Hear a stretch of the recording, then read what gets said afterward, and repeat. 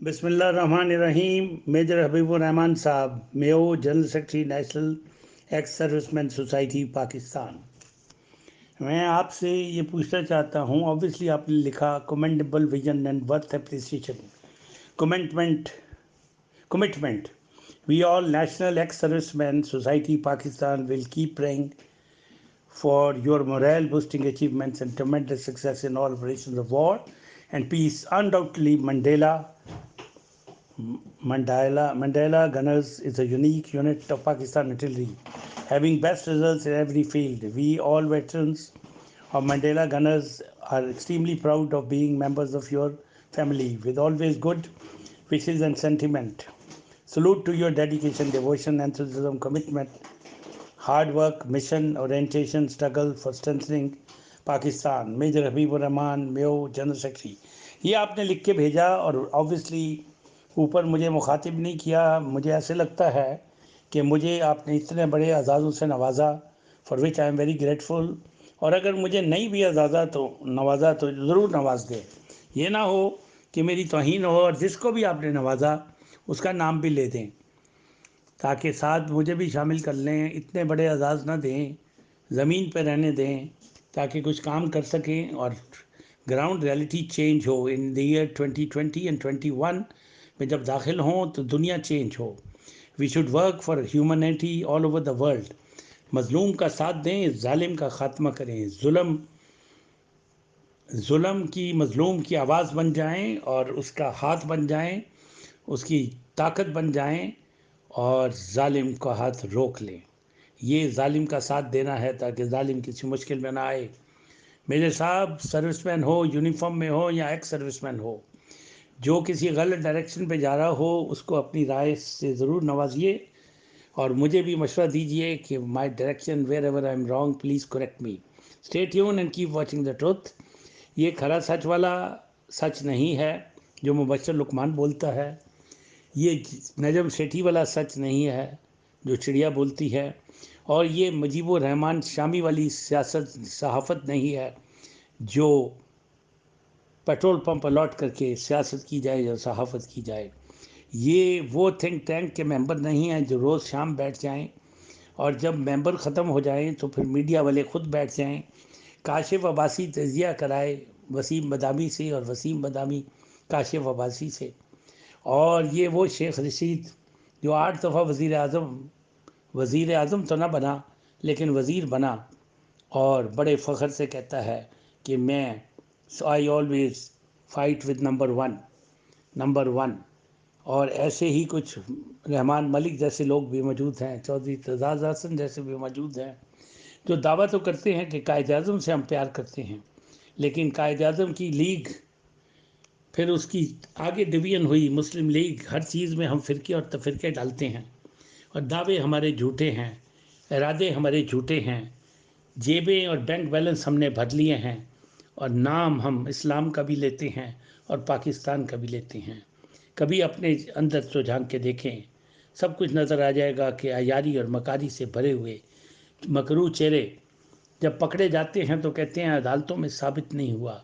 साबित किसने करना है? अदालतों का क्या कसूर जब प्रोसिक्यूशन भी वही, मदई भी वही, गवाह भी वही और बेईमान भी वही, हुकूमत का ख़जाना लूटने वाले भी वही और हुक्मरान भी वही। तो मेरे साहब, साबित किसने करना है? सारे शहर ने पहन लिए हैं दस्ताने, किसके हाथ पे लहू तलाश करें? पाकिस्तान हो या पाकिस्तान से बाहर भी यही हाल है।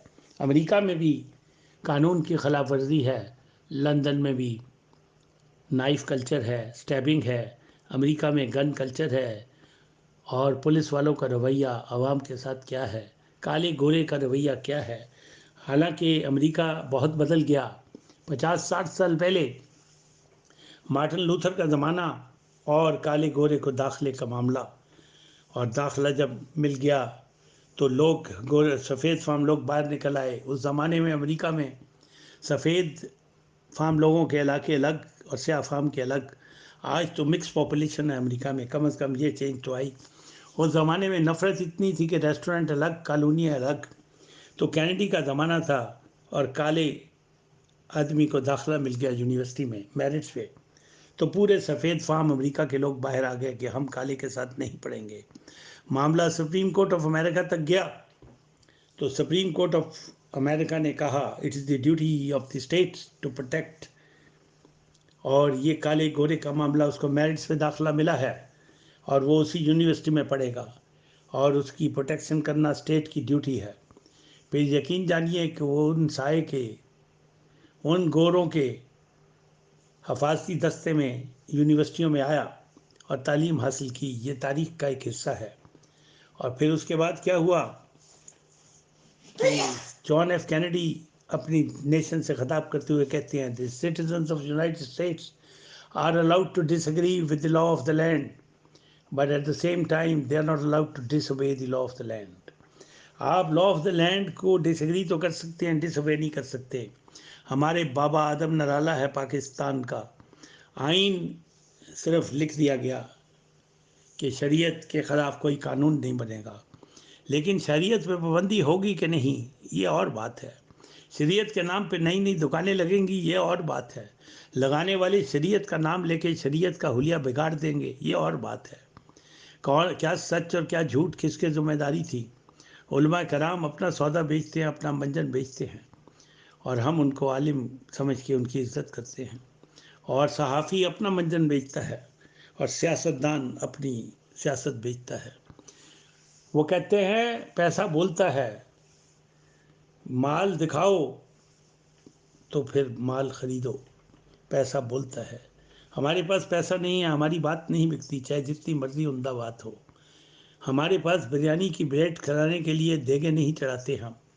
ہمارا سودا نہیں بکتا. میجر صاحب جتنا مرضی ہم سچ بولیں ہمارا سودا نہیں بکے گا، کیونکہ اس معاشرے میں نگار خانے میں تھی کہ آواز کون سنے گا. اسی لیے باہر آیا اور یہ بنائی. آپ عزت دیتے ہیں، نہایت شکر گزار ہوں آپ کا بھی اور آپ کے تمام سروس مین کا بھی.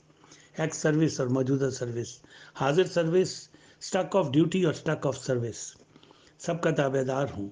اور جو حاضر سروس ہیں یونیفارم پہ ہیں ان سے امید رکھتا ہوں کہ ملک کی انٹرنل اور ایکسٹرنل سیکورٹی دونوں کی حفاظت کریں گے. پاکستان میں ایک ہی ڈسپلن فورس باقی ہے، یونٹی، فیتھ اور ڈسپلن. قائد اعظم کے فرمان پہ عمل کرنے والی فوج، جس کے متعلق الزامات ہمارے بھائی، ہمارے وکلاء حضرات سید منظور گیلانی بھی کہتے ہیں کہ اپنی ڈومین سے باہر نہ نکلیں. یہ بات تو ٹھیک ہے سید منظور گیلانی صاحب، پر سیاستدان اپنی ڈومین کے اندر رہتے ہیں، مذہبی رہنما اپنی ڈومین کے اندر رہتے ہیں، وکیل سید منظور گیلانی صاحب وکیل اپنی ڈومین کے اندر رہتے ہیں. جب سڑکوں پہ ہڑتالیں کرتے ہیں، جب فوج کے حکمرانوں کو اور عدالتوں کو دھمکیاں دیتے ہیں، وکلاء اپنی ڈومین میں رہتے ہیں. تو ججوں سے بھی آپ کو اعتراض ہے کہ جج بھی اپنی ڈومین میں نہیں رہتے. یہ تاریخ بڑی بھیانک ہے پاکستان کی عدلیہ کی. اس کو کس نے ٹھیک کرنا ہے؟ وکلاء نے اور ججوں نے مل کے. لیکن یہ تو محاذرائی ایک دوسرے کے خلاف ہو جاتی ہے. آپ ان کی نشاندہی کیجئے جو وکلاء کالی بھیڑیں ہیں، اور ان کی نشاندہی بھی کیجئے جو ججوں میں کالی بھیڑیں ہیں، لیکن انسٹیٹیوشن کو برا کہنا چھوڑ دیجئے. میری گزارش ہے سید منظور گیلانی صاحب نہایت ادب احترام کے ساتھ، آپ میرے بھائی بھی ہیں، میرے استاد بھی ہیں، دانشور بھی ہیں، انٹلیکچوئل بھی ہیں. میں آپ سے بہت کچھ سیکھتا ہوں. اور آپ اپنے چینل پہ درویش، سیاسی درویش کے چینل پہ بھی کہتے ہیں کہ رائے بھی دیجئے تاکہ سیکھنے کا عمل جاری رہے.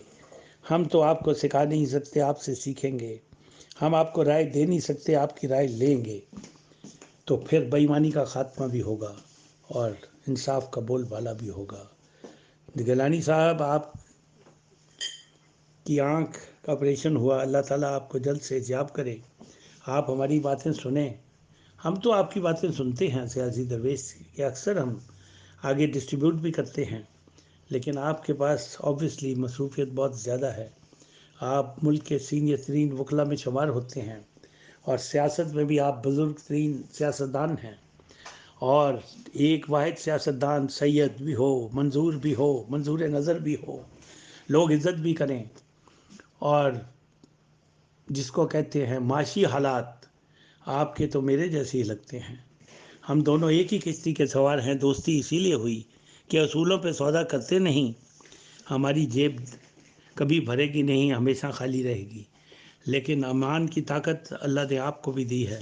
دعا کریں جو ایمان کی طاقت آپ کے پاس ہے وہ اللہ مجھے بھی توفیق دے کہ خاتمہ انجام ایمان پہ ہو، زندگی میں کوئی ایسا عمل سرزد نہ ہو جس سے اپنے لوگوں کو اپنا چہرہ نہ دکھا سکو، اور زندگی میں کوئی ایسا عمل سرزد نہ ہو کہ اللہ کے پاس فیس بک تو لے کے جانا نہیں، نہ ٹویٹر اکاؤنٹ، نہ فیس بک، نہ سیاسی درویش۔ اللہ کے پاس تو وہ چہرہ لے کے جانا ہے جس پہ اعمالوں کے نتیجے میں جنت اور دوزخ کے فیصلے ہونے ہیں۔ تو منظور گیلانی صاحب، میں آپ پہ تنقید نہیں کر رہا، لوگوں کو سمجھانے کے لیے بات کر رہا ہوں۔ ہمارے بڑے مہربان ہیں عمران رفیق صاحب، روحیل اکبر صاحب، پرواز صاحب، محمود شاہ صاحب، آپ کے بھی، اور بکلا میں سے راجہ ذوالقرنین صاحب، احمد اویس صاحب، اور یاسین آزاد صاحب، اور بھیل صاحب منورٹی سے بلانگ کرتے ہیں، mister Bhil from Karachi, and there are also Sajjad Bhatti, Arif Bhatti کے بھائی۔ کیا کیا سنائیں گے اور کیا کیا سنو گے، کتنی باتیں کروں جو دماغ میں آتی ہیں، لکھ کے رکھتا نہیں، ایسے ہی اوج پٹان کہنا شروع کر دیتا ہوں، لوگ ناراض ہو جاتے ہیں، پھر ان کو منانے میں زندگی گزر جاتی ہے۔ سچی بات کرنے کی کوشش کرتا ہوں، لوگ مانتے ہیں کہ بات تو سچی ہے پر کڑوی ہے، تو اب میں کیا کروں؟ اگر ایک کھارا سچ بولتا ہے تو وہ لوگ کہتے ہیں کہ یہ کھارا ہے، کڑوا ہے۔ یہ سچ کے ساتھ کوئی چیز، کوئی دوسری لغت لگانے کی ضرورت نہیں۔ Stay tune and keep watching the truth. اور اللہ سے دعا کریں کہ اللہ تعالیٰ ہمیں قرآن صرف حفظ کرنے کی توفیق نہ دے، قرآن عمل کرنے کی توفیق دے۔ حفظ کرنا فرض نہیں ہے، قرآن پہ عمل کرنا فرض ہے۔ فرض بھول بیٹھے ہیں اور حفظ کرنا بابرکت ہے۔ فرض بھول بیٹھے ہیں کہ قرآن پہ عمل کرنا قرآن قانون کی کتاب تھی، اس پہ عمل ہونا تھا۔ ہم نے اپنے بزرگوں کو بخشوانے کے لیے علماء کرام نہیں بلکہ مدرسے کے مولوی بلائے اور ان سے قرآن پڑھایا، جلد جلد ٹٹ ٹٹ فٹافٹ قرآن ختم ہوئے جی، 3 ہوئے، 4 ہوئے، اور دیگیں بٹھی اور چلے گئے۔